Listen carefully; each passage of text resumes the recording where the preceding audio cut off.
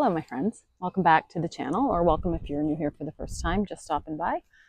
Thanks for stopping and saying hello. In today's video, we are going to talk about embodiment. So this is a topic that I've been thinking about for a while because it seems to me like there are a lot of guides and teachers and people out there who teach spiritual principles, and there are many different kinds of spiritual principles to learn. There's all kinds of stuff you can learn, right? You can learn different energy systems, or you could learn different ways of seeing the world, like astrology or tarot, or energy systems like Reiki or acupuncture. Or there are spiritual leaders who teach about, the nature of source or of God. And there, of course, are religions, and there are many, many, many different kinds of spiritual teachers around the world who teach all different things. But not a lot of them talk about embodiment.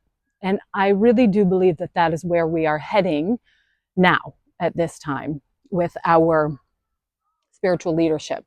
We are moving into a time and place of embodiment, because it is no longer enough to be able to think spiritual thoughts or know spiritual things, or, be aware of certain truths that not everyone is aware of, or to have higher vibrational information, or have access to the Akashic records, or be able to tap into the other side through mediumship, or whatever your spiritual gift might be, or whatever way of amassing spiritual information and content we've used in the past. That's not good enough anymore. That's no longer enough. That's not what we're doing. We're not just gathering information the way that we did for a long time.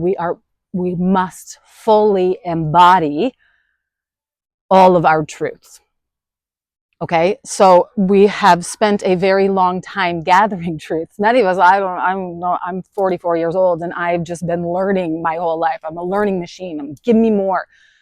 I remember when I was a little kid, I grew up in a pretty conservative home. We went to church 3 times a week at the minimum: Sunday morning, Sunday night, Wednesday night.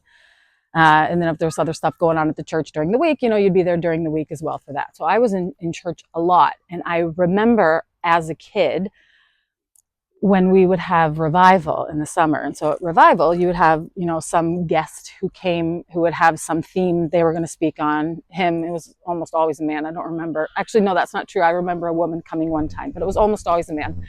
And he would have a theme that he would speak on for the whole week. And he usually, would have a book table at the back. He was selling his books and things like that.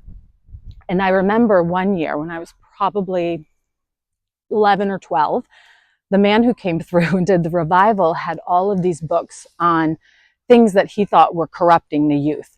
So he had books on rock and roll music, and he had books on MTV, and he had books on astrology, and he had books on witchcraft. And I remember finding out how much the books cost, and going and telling my mom and being like, listen, you can get a bundle of these books that teach all about, the dangers of witchcraft and astrology, so that you should probably get those books to, ensure that we don't fall into that as kids. And then I convinced my mom to buy these books. And then I took these books, and these books became my resources where I could learn about astrology and witchcraft and tarot and things like that were actually truly interesting and exciting to me. Not obviously the intended use of these books, but they were put to good use, and I learned a lot from them. And I would say perhaps those books actually started some of my spiritual journey, and they certainly piqued my interest and got me sort of going, oh, there's something about like astrology and this witchcraft shit that I know I'm not supposed to, but I really, really like it. Like, there's something here for me. So then, of course, you end up in the conservative Christian good girl to Wiccan priestess pipeline, which, some of us have fallen into. And now here I am. So my point is that I have been amassing spiritual information for my whole life, since the time I was very small. I've always been drawn to it, and I would imagine you have been too, right? Like you come across these truths and they resonate within your body, and you go, wow, that feels true. And I don't necessarily know why, but I'm going to incorporate that into my compendium of truth, and then I'm going to learn some more about that. I'm going to go find some more information about that so that I can figure out if I want to put that in with my truth library or not, right? So for a lot of us, and I doubt that I'm alone in this, I would suspect that you have had a similar experience across your lifetime, in that you have gathered all of this spiritual information, and some of it is for you and some of it's not applicable for you, and that's, you know, part of your journey is figuring out what is and is not applicable for you and for your journey. But at some point, regardless of if you're a student in school learning a trade or if you are a spiritual being having an adventure here on earth, at some point you have to take that learning and you have to put it into action, or there's no point. There's no point of learning all this stuff if you're not going to do anything with it, right? You got to do something with it. So that's where we are now. That's what embodiment is.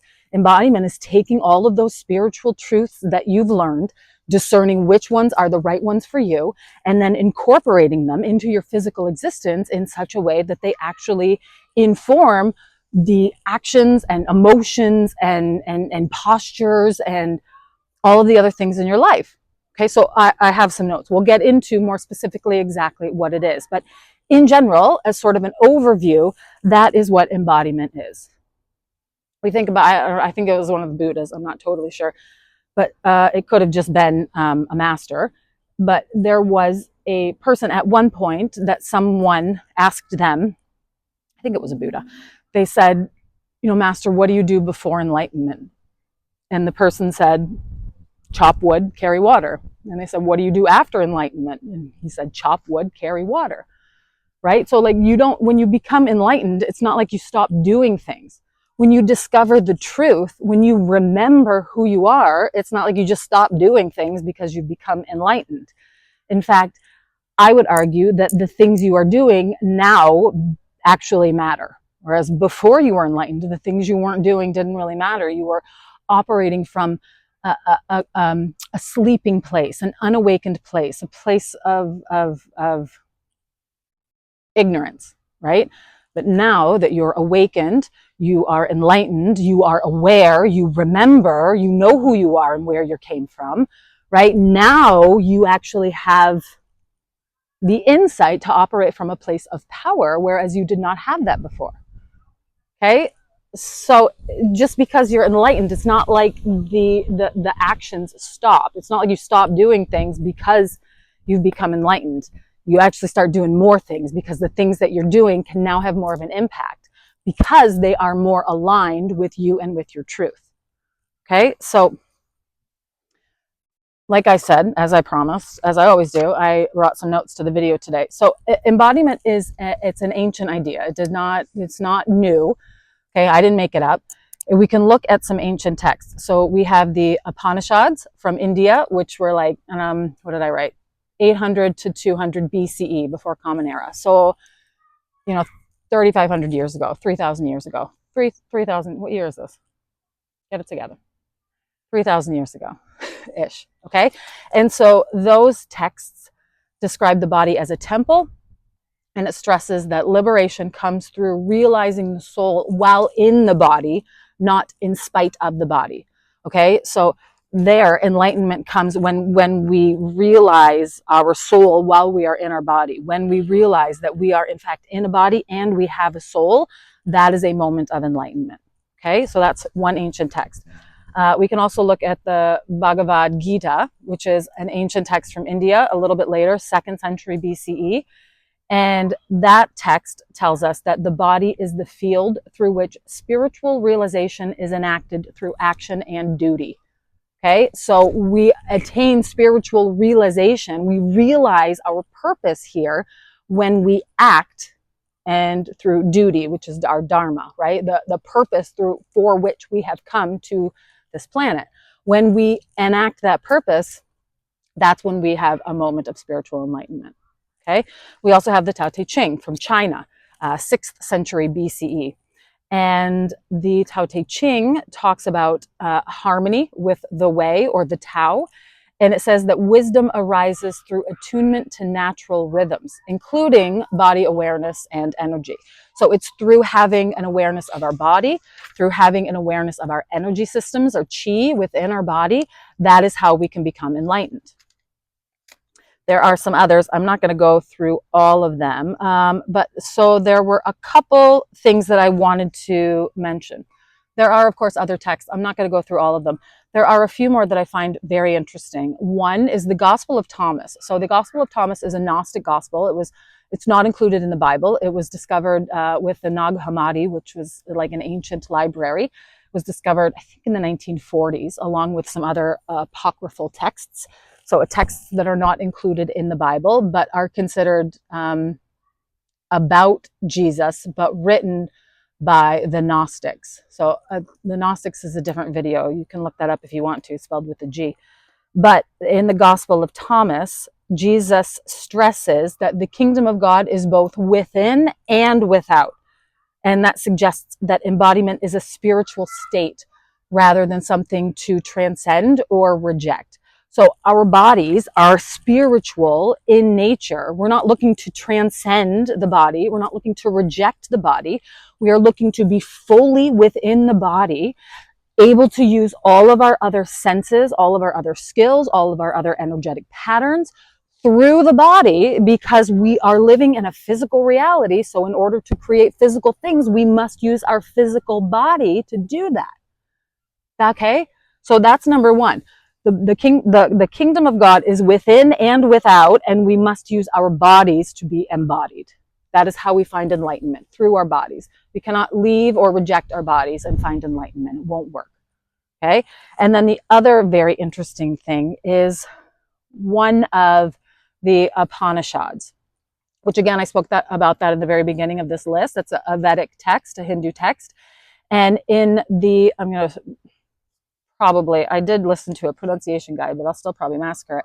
In the Panchakosa model, it talks about the 5 sheaths of the human experience. Okay, so if you think about a sheath, it's like a layer that goes over top of something. So if you were like, you could wear a rain sheath, which would be like, you'd have a sheath on and it would keep the rain out. So you think about sheaths of wheat, which is like a coating that goes over the head of wheat, and you have to thresh the wheat to get the sheaths off of it, right? So it's a coat, it's a tight layer that fits over top of something. And this Upanishad talks about the 5 sheaths that we have when we are here on earth. So we have, first of all, our food body, which is our physical body. It's the body that's made out of food. We sustain it by eating food. So that's the closest sheath to our soul, is our physical body, our food body. The second one is our pranayama kosha, or the energy body. Okay, so this is your breath and the life force that animates your physical body. Okay, so the energy, the life force, that you could have a dead body or you could have an animated body that's alive, because that body has an energy sheath around it. Okay, so food body, energy body. Then the next one is the manomaya kosha, and that's your mental, emotional body. So that's the mind, the thoughts, and the emotional patterns, which includes both our sensory and our reactive mind. So it's the way that we think about things, the way we react to things, those patterns that we exhibit and sometimes want to change.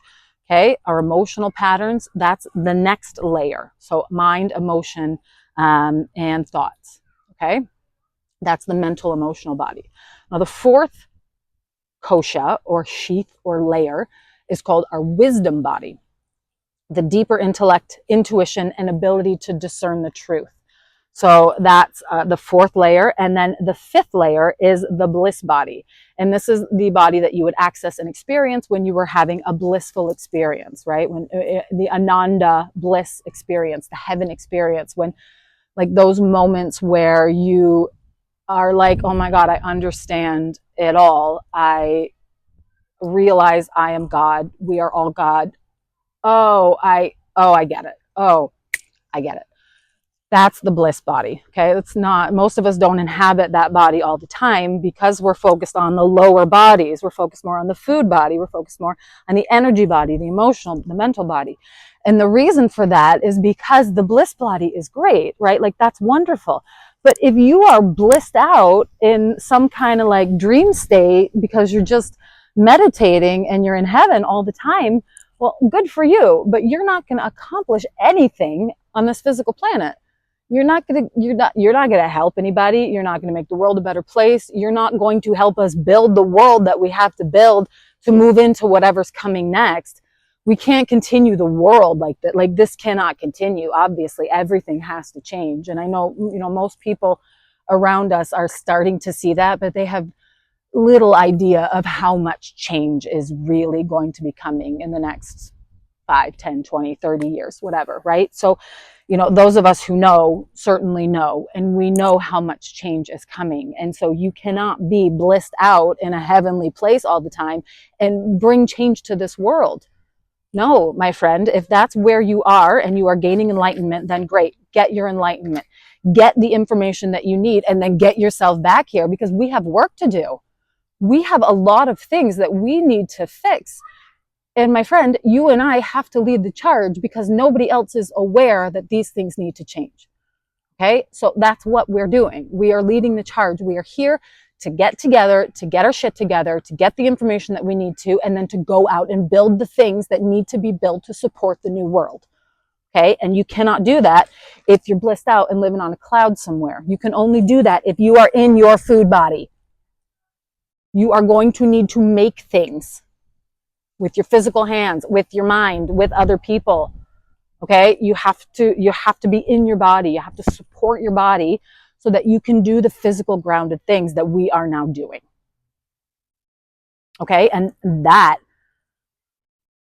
what embodiment is about, right? You are absolutely a multi-layered body of consciousness. You go from all the way up as above to all the way down here, so below. Okay, you are source, and you are also an embodied being here on this planet with a physical body who can do physical things, who can think thoughts that are enacted in the physical reality, and you can go out and do stuff.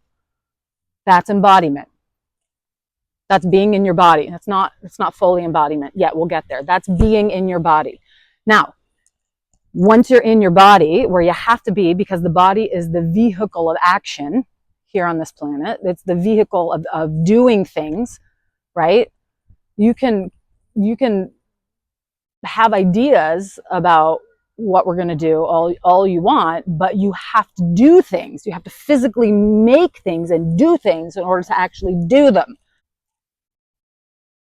So then, if we need to come to a solid definition of what embodiment is, let's do that. So number one, embodiment is fully living in and fully being present in your physical body. So that requires three things. Number one, it requires awareness. Okay, so you have to be aware. You have to be awake. You have to be aware of who you are, of who you've been and who you are now, and who you are becoming, and why you're here, what your journey has been up until this point, as much as you can remember, for the purpose of understanding it so that you know what you're doing next. Okay, so number one is awareness. You have an awareness. You are awake. It would be very difficult to be fully spiritually embodied if you were still completely asleep, because you would be lacking the awareness required to be embodied, to be fully spiritually embodied. Okay, number one is awareness. Number two is presence. Presence is about being here now. So even though I may be fully awake, I may be fully aware, if I, let's say, consume way too much of my THC vape pen, and now I'm way off in the ether and I'm totally high and I'm not thinking anything about what I'm doing here, or what my work is, or what I'm trying to accomplish, I'm not present. Now, don't get me wrong, I'm not vilifying THC. I have another YouTube channel all about intentional cannabis use. So I think cannabis is a very powerful plant medicine. It's a powerful tool, but like most powerful tools, you got to know how to use it with responsibility. Okay? Because if you don't, you're going to end up not present. If you're just high all the time, you're not present. You're not here now, right? Again, nothing wrong with getting high. Totally different story. Do whatever you want. Lots of people use plant medicine to become aware, right? Like psychedelics, like, the ayahuasca, other DMT sources, mushrooms, peyote, LSD. There's lots and lots of different plants and plant medicine that can increase one's awareness, especially when used with intention, right? Now, I don't generally say people should just get high for fun. I think that using a plant that can get you high, like a psychedelic or LSD, with an intention is an absolutely fine course of action to take. I think it allows you to access information that potentially you would have a very difficult time accessing otherwise. But again, it's all about intention, right? And it's all about then being present both with that plant medicine when you're consuming it and using it, and then afterwards as you're integrating all of the lessons that you learned from that plant. Okay, so embodiment is about, number one, it's about awareness. Number two, it's about presence, okay, actually being here now and being centered and grounded in this moment. And then number three, it's about alignment. And that alignment looks different for each one of us because our inner truth and the remembrance of who we are is going to be different from each one of us, as is our purpose for being here, right? So when I say alignment, I mean that you know who you are. You remember as much as you can about who you are and what you're doing here. Your values are aligned, the things that are important to you, all of that is aligned, and it informs your everyday lived experience. Right? Like I said in the beginning, when I was growing up, we went to church 3 times a week. You went to church Sunday morning, Sunday evening, and Wednesday. And there were certainly people who acted differently on Sundays than they did the rest of the week, right? Those people, they would come to church and act one way, and then they would act a different way during the week. When I was, I didn't really pay much attention to the adults as a kid, but I was in the youth group or in church group or whatever, and I could certainly see that. People would act one way during the week. They'd go to a big party Friday night and get totally drunk and then come to youth group on Sunday in church and try to sit there and act like they were all pious and, like whatever. It's not about judging someone's path, but it was pretty obvious to see as a teenager that these people, their actions were not aligned with what they said they valued.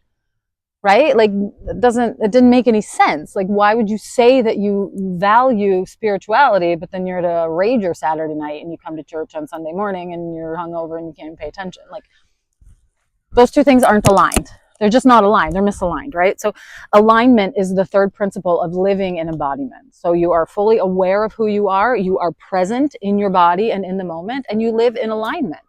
And your values and your beliefs and the things that you know inform the choices and decisions and actions that you take on a daily basis, right? It's just like you live your truth.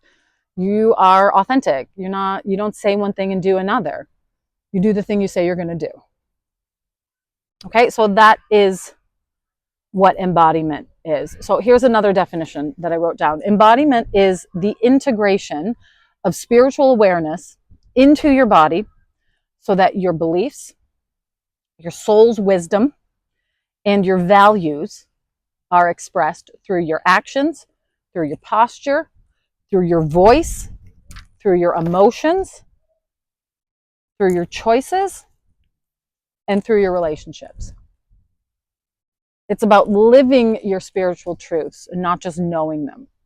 It's one thing to learn a spiritual truth, and it's another thing to embody it, to live it as part of your daily activities, as part of your embodiment, as part of what you're doing, right? You've taken that truth and you have incorporated it into your life in such a way that you now act on that truth every single day. With every single action that you take, that truth is a motivating factor for you.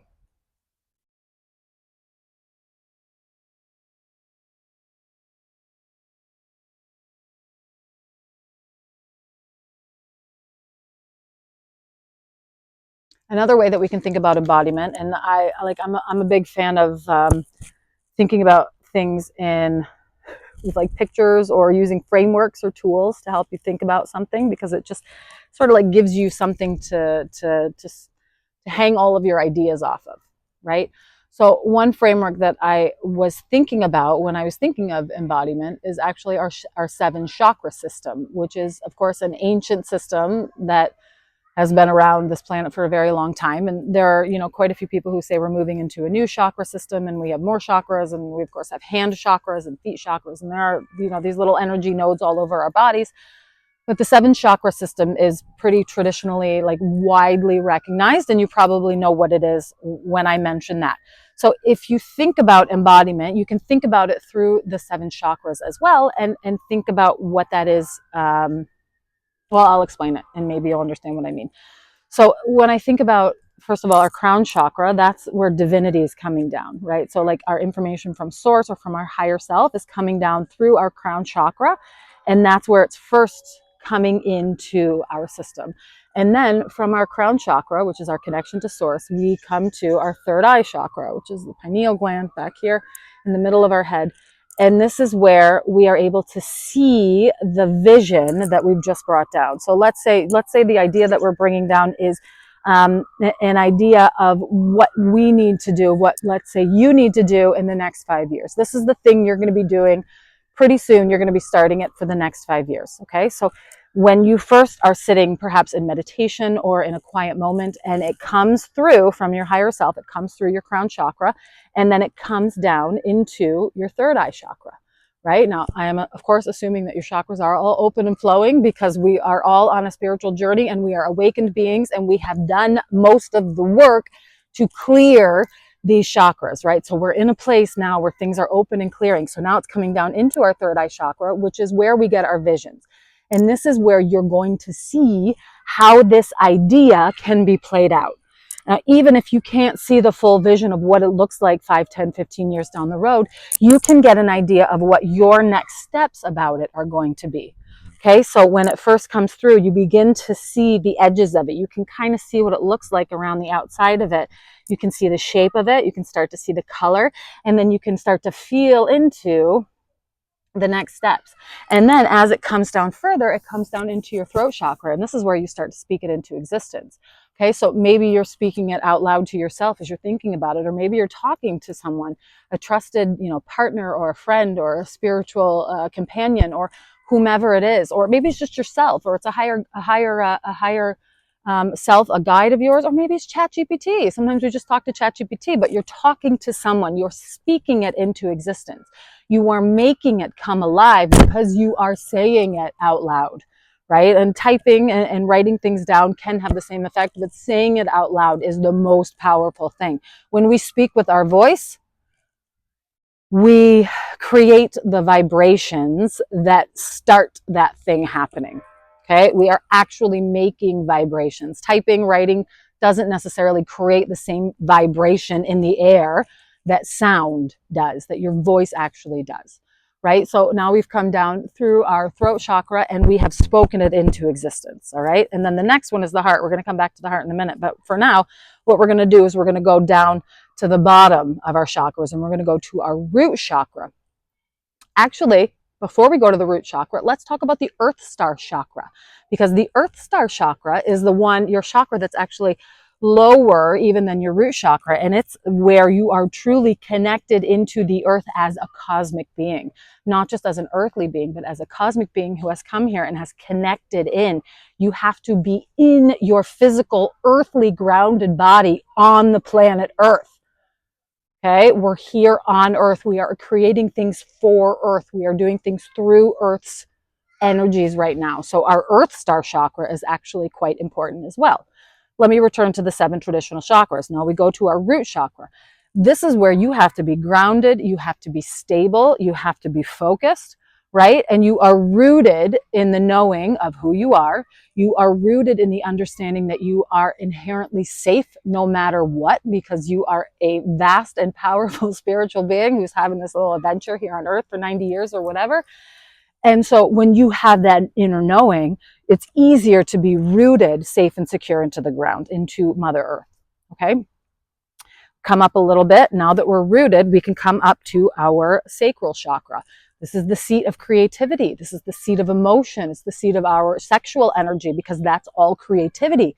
So once we are grounded, we know we are safe and secure, we can start to bring up that creative energy that's going to meet us here in the heart. And we have this creativity coming up here. How am I going to make this thing come into life? How am I going to bring it to life? How am I going to enact it? What are the actions I'm going to take to make it happen out in the world? So that creativity comes up from our sacral chakra. And when we've got an open flowing sacral chakra, now the energy moves up and it comes into our solar plexus chakra. This is our will center. This is the place where we say, okay, I know what I'm going to go do, and I'm going to go do it. Try and stop me, right? So now we have the will to do the thing that we're going to do too. So we brought the energy down, we are grounding it down into our heart space, and we are bringing the energy up from earth that is powerful and is going to allow us to enact and do the thing that we're going to do. And those energies meet right here in the middle. They meet in the heart space, which is where the transformation happens, which is where the 90-degree angle is, which is where you shift into another dimension. Because all of a sudden we can take these grounded earthly energies, we can add them to these cosmic energies that came in, we can lock them into place. And when we come from a place of love, now we get to do stuff out in the world. And that's how we're going to change the world. Okay? So if we step into this process of embodiment with a clear center.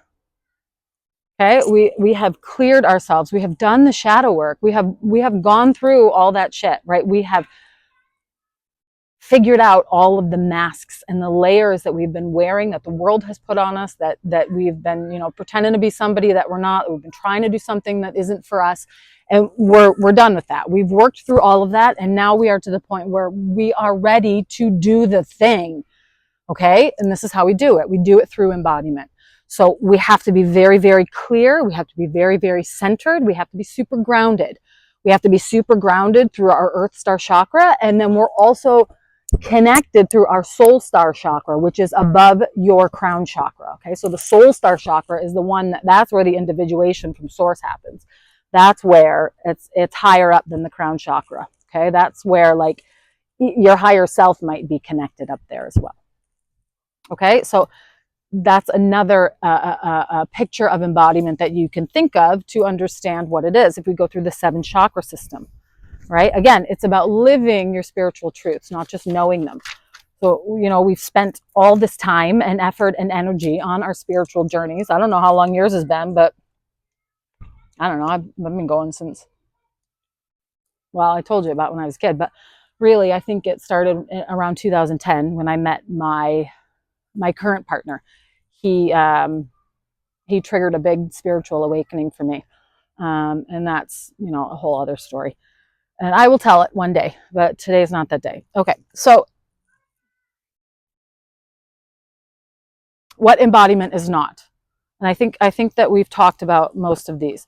But embodiment, first of all, is not dissociation. Okay, like I said, number one, you have to be present. You got to be present right here in this body. If you are dissociated and you're off doing something else and you're flying around to other dimensions, or you're, high on ketamine, I don't say high, say you're in a K-hole somewhere, or, doing whatever, and you're totally dissociated and you're not at all in the moment or in your body, that is not embodiment.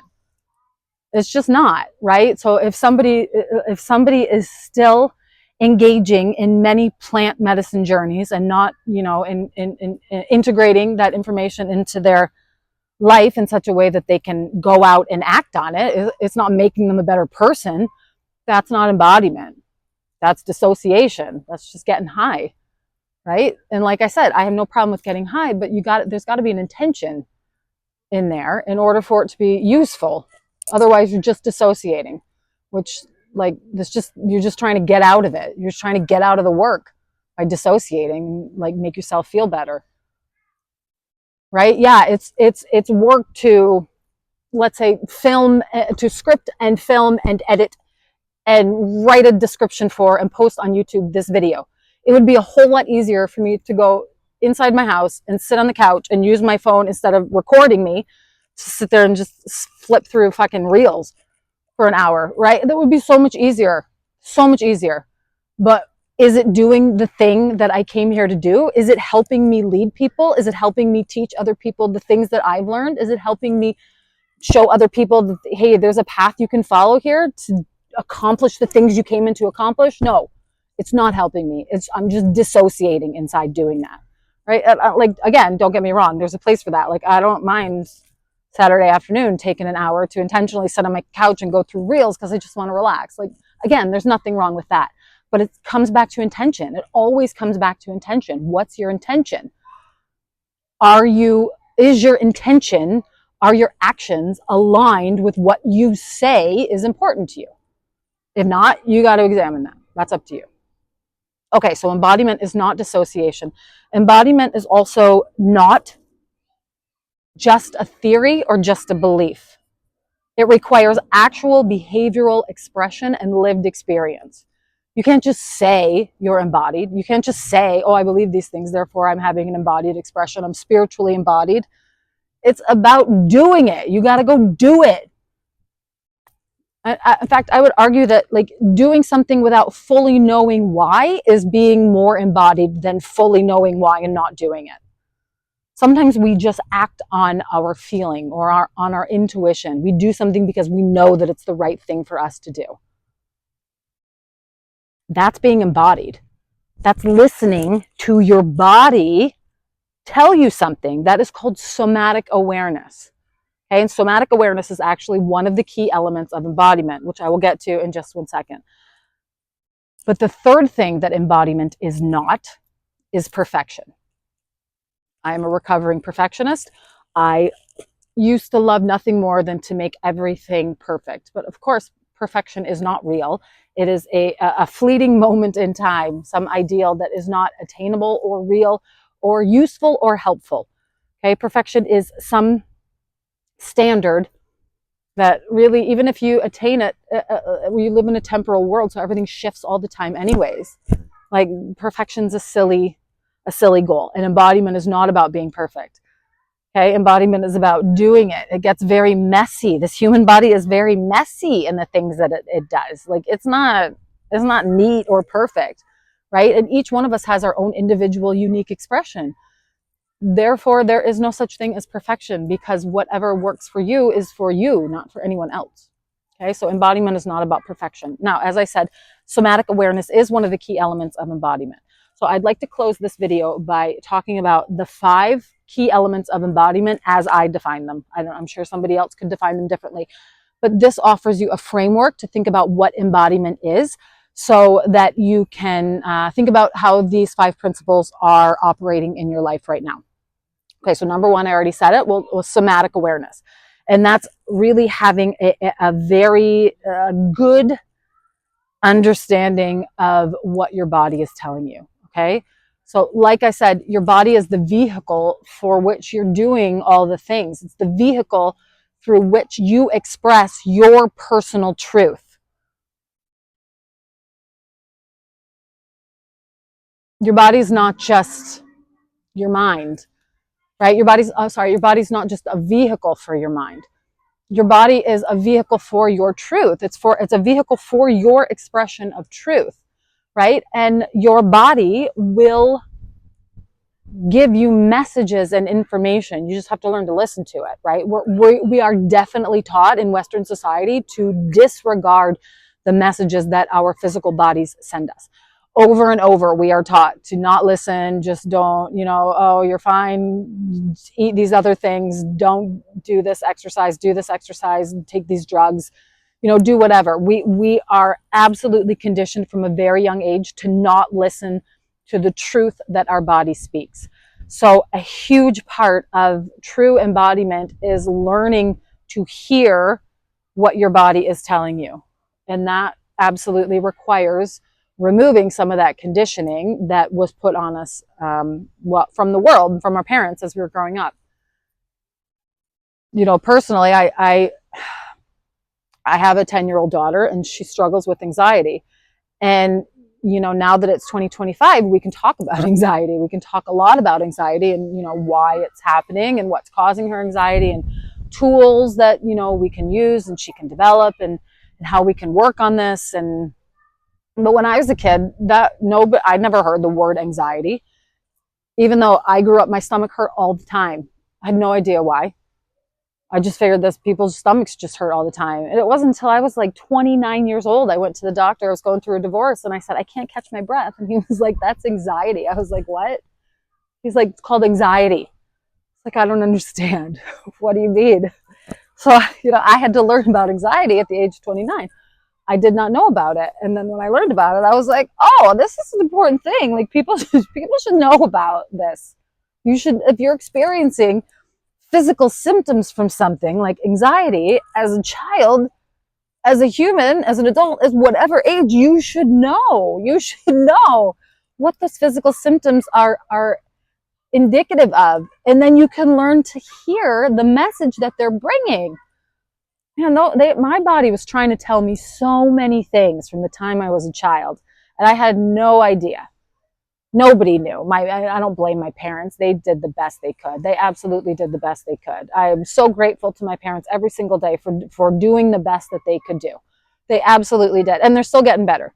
They're way better with their grandkids than they were with their kids, right? So like I can be so grateful for that. But at the same time, I can acknowledge that I had a pretty fucked up experience. Like nobody ever said to me, hey, little girl, you're feeling anxiety. That's why your belly hurts all the time. No, they just said, oh, you just need to go to the bathroom. You'll be fine. No, I did not just need to go to the bathroom, by the way. And I was not fine also. So anyways, digression of personal story. But like my point is that your body gives you information. And so that's a big part of embodiment, is being able to understand, accept, acknowledge, incorporate, listen to, use, act on the information and the knowledge that your body is giving you. Okay, so that's key element of embodiment number 1, somatic awareness. Number 2, we already talked about this, is presence. It's about being present, not being dissociated, being focused in the here and now, and in what you're doing in the moment. Okay. Number 3, it's about integration. So I talked about the higher chakras and the lower chakras coming together in the heart center, which is where you want to operate from, right? You want to operate from the heart, not from the mind. You want to operate right from here. And a key element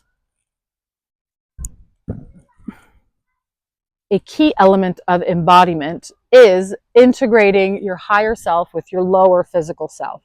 Right? So even going further up and bringing your higher self down and your lower physical self.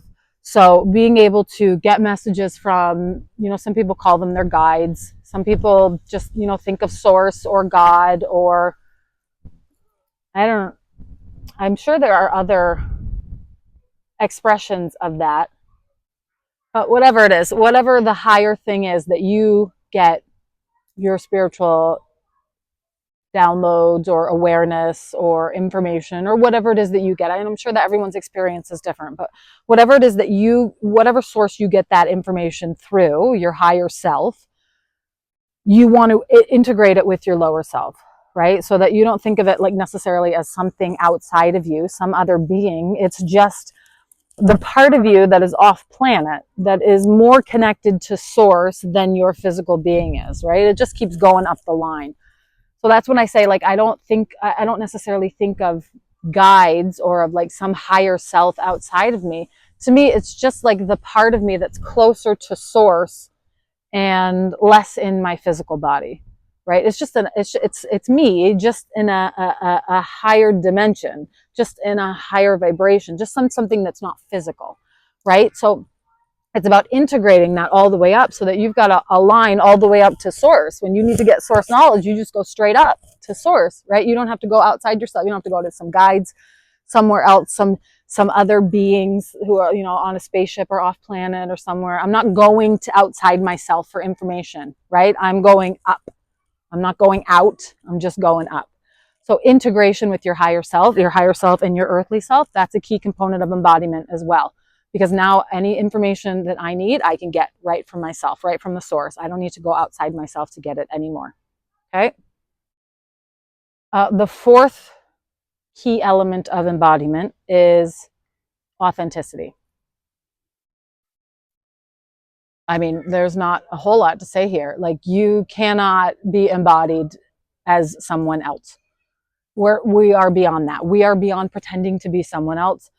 If you're pretending to be someone else, you're probably not watching this video, right? Because the people who are watching this video are authentic. You are who you are. You know who you are. You have discovered the truth, or you are well on your way to discovering the truth. You're not interested in being someone else. You're not interested in wearing the false masks that the Matrix has put on you, or the mimic world has put on you. You're not interested in pretending to be something else on LinkedIn in order to like drive up business, or like create some persona for yourself, or, you know, you're not posting things on your Instagram story that aren't you. They're not authentic, right? Like that's not, we're not doing that anymore. We are being authentic. We're not trying to be someone else. We're not buying other people's systems of doing things. We're not, you know, living out someone else's idea of how to get things done. This is about authenticity. This is about you saying, this is who I am, this is what I'm doing, and this is how I'm doing it.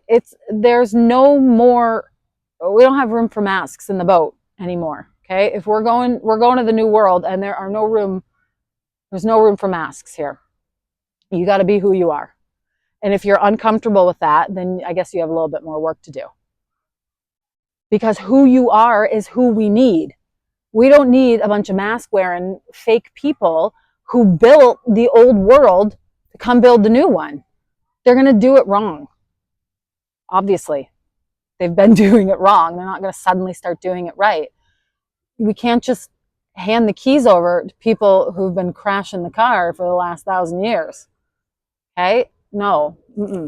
I'm not letting anyone else get behind the wheel anymore if they're not authentic. You have to be fully authentic. You have to be totally yourself. You have to be okay with being who you are.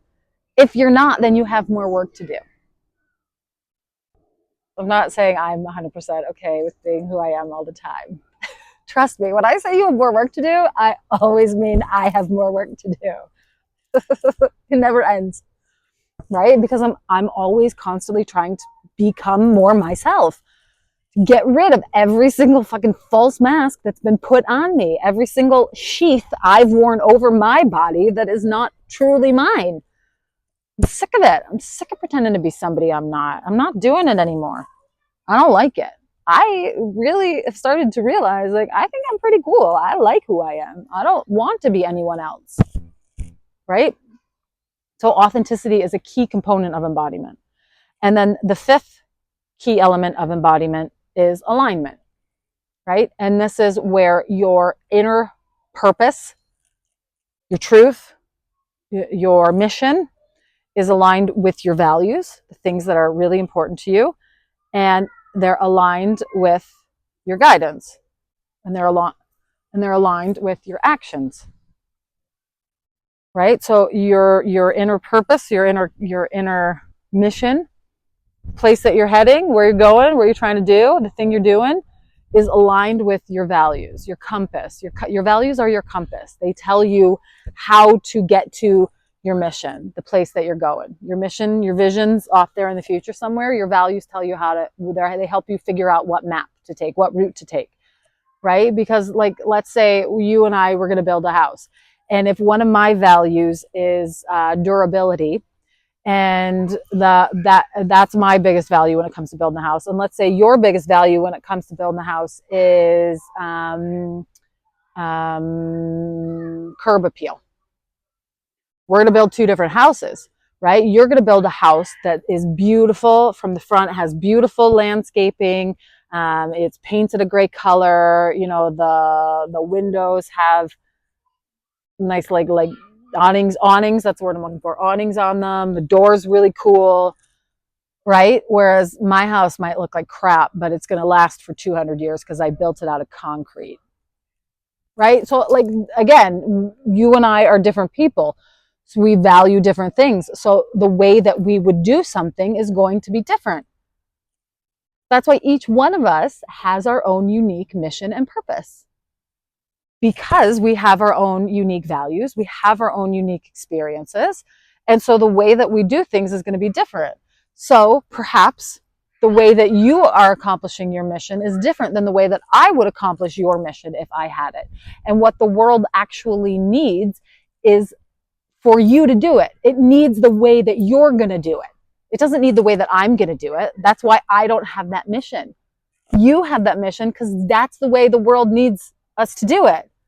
You are needed. Your way is needed. And if you try to do it somebody else's way, you're not going to do it your way, and then you haven't done what we need. So don't try to do things other people's ways. Well, that goes back to authenticity, right? Alignment and authenticity are really, they're very similar, not just that they start with A's or are alliterative in other ways, but because they are really both about being truly and fully you. And at the end of the day, that is also what embodiment is about, right? You being truly and fully you in your body. You are existing in your physical body with all of your truths, with all of your remembering, with all of your knowledge, with all of your values, with all of your experience, with all of your journeys, with all of your love, with all of your fears, with all of your conditionings that you're working on getting rid of, all of it. It's all part of you. It's all brought you right here now to this present moment that you are in, listening to this video. All of that, your whole experience has brought you right here now. Nobody else in the world is in the exact same place that you are in. You are the only being in this entire universe who has had the experience that you have had that has brought you here now. That's why nobody else can accomplish the thing that you are here to accomplish. You are the only one who can do it. And the only way that you can do it is to be fully embodied in your physical body so that you can accomplish earthly grounded things.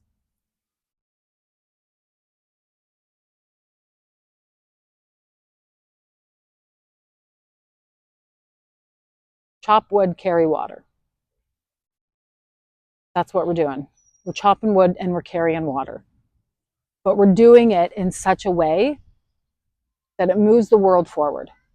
And pretty soon we're going to be doing stuff that's a lot different than chopping wood and carrying water. We're going to be building things that are vastly different than we've built before.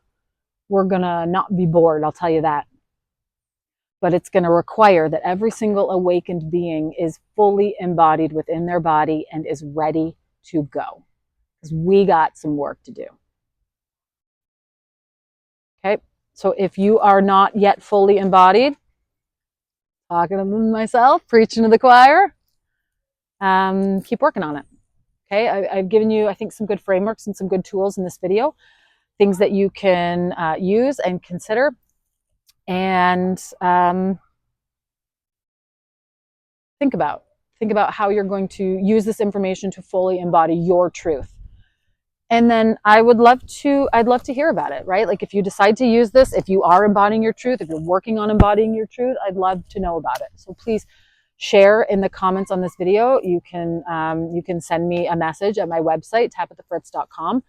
And I would love to know more about your journey and what it is that you're embodying and how it's going for you. And yeah, please let me know. I would love to support you as much as I can.